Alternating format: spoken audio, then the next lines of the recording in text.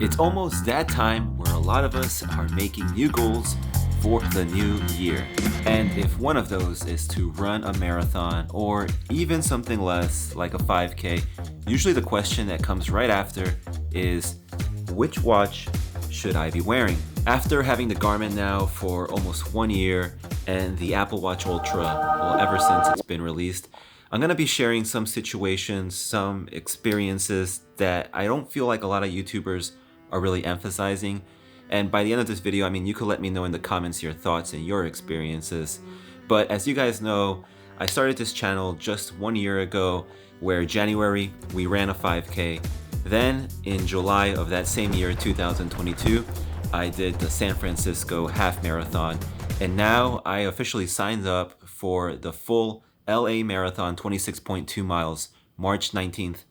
And this is what I learned from using both Garmin and Apple throughout my training, but specifically for this video in running. If you're new here, my name's Al, and on this channel I do tech videos, but specifically for us fitness enthusiasts. So if that's you, then I invite you to hit that subscribe button. But I want to just get this out of the way. I'm going to be using the Garmin as my watch to get me ready for this marathon prep. Specifically, the Garmin ecosystem. But don't click away, because really, even though I'm using the Garmin, I wanted to create this video because I think 80% of you, the vast majority, is better off going with the Apple Watch Ultra. So just let me explain. I spend most of my weekends doing these long runs. Now that I'm in marathon prep, 13, 15 miles long. And that takes a long time. It's draining from me and from whatever watch I'm using. They're like 2 hours and up. So that used to be an issue with the battery life on Series 7 that I had. Now, with the Apple Watch Ultra though, that's kind of been the fix. Does the battery last as long as the Garmin? Nope. Does it have the solar displays that Garmin does? Nope, not yet. But it's definitely a lot better. The battery life lasts 2 days, about 36 hours. I have videos that I made. I'll attach them in the description. But for me, the Apple Watch Ultra battery life is now good enough. A little bit over 4 miles completed. When I started this run, the battery life was at 100%, and then now we are at the Apple Watch at 95%, Garmin at 96%. The last couple of months of me using these two watches, I've been really enjoying the Apple Watch Ultra because of the balance it has of a decent battery life, but with the cellular connectivity. Let me address, Garmin does have cellular models, but it's not what you're probably familiar with. You don't connect it to a carrier, so it's not with AT&T, Verizon. It goes through the Garmin Connect app. It's about $5 to $6 a month. It's very like a primitive form, really based around safety. So if you're out and about and you need to send a emergency SOS, you can. It has an incident detection that will work without your phone being around you.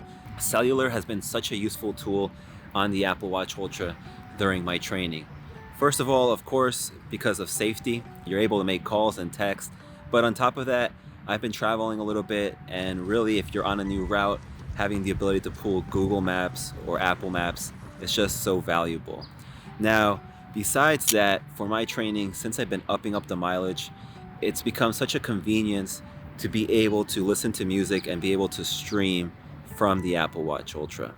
Now, on a Garmin, yes, you can listen to music. I'll go ahead and put on display here the providers that Garmin has. But you should know that in order for your Garmin to have music, when you're transferring, that's only gonna work on a Wi-Fi connection.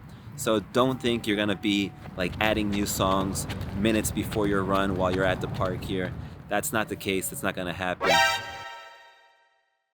In regards to durability and accuracy, if you guys want more on that, I have a video where I take the Apple Watch Ultra and the Garmin through my half marathon. But I'll go ahead and attach the results right here for this 4-mile run that we did, and you'll be able to tell that the results are pretty even on both of them. Especially the Apple Watch has done a great improvement with the dual GPS that it now has. So why am I going with Garmin during these next 90 days? Let me share that with you.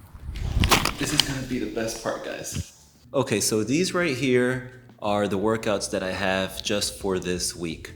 Now, take it, I do have a coach that's personalizing my workouts now that I'm in marathon prep. So they're being tweaked, personalized for me week by week. Now, the nice thing with Garmin is that I'm able to take all these workouts and I can input them through my phone. And it's a very seamless process that once they're in my phone,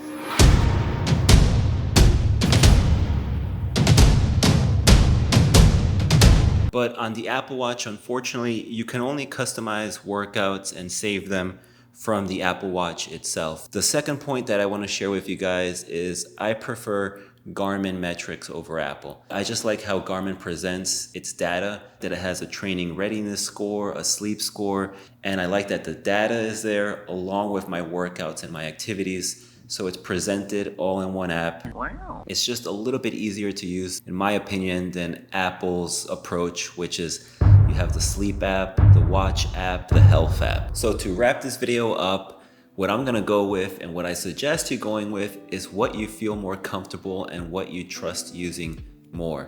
So for me, at the end of the day, that's gonna be the Garmin watch. I've had it since it came out and it hasn't failed me a single time on any single run, and that says a lot.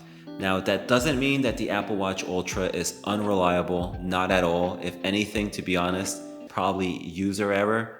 2 or 3 times where I've paused a run because of the touchscreen. That's one point, and then the second thing is because the Apple Watch does so much, because it's so powerful, I'm multitasking on a long run and I close the workout app, basically canceling the workout and it ending right there. So that is 100% user error, but I do pretty dumb things when I'm in mile 14, mile 15. So for that reason and all these reasons, I'm gonna go with the Garmin, but by no means am I not gonna be wearing the Apple Watch Ultra. Pretty much, I'm using the Garmin 24/7, and on the weekends for those crazy long runs that I've been doing, I'm rocking this so I can have the cellular connection and not carry my iPhone. Merry Christmas and happy holidays to everybody out there. I'll be going to CES in 2 weeks, so stay tuned for next week's video. And yeah, I don't know how to end these. See you guys next week.